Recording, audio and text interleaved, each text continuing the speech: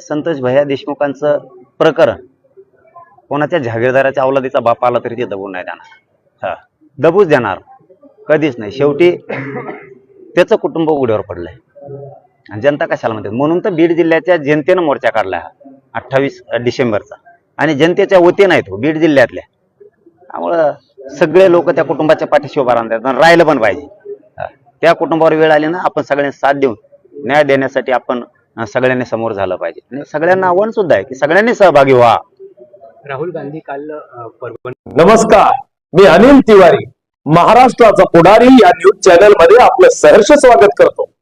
गावगाडा ते मराठवाडा, राष्ट्र महाराष्ट्र, पश्चिम महाराष्ट्र, नात्याचा अनुबंध ते कोकण, न्याय हक्क लढा संदर्भ ते विदर्भ, समस्या असो की अडचण, उत्साह असो की आनंदाचा क्षण, क्षणात आपल्या दारी महाराष्ट्र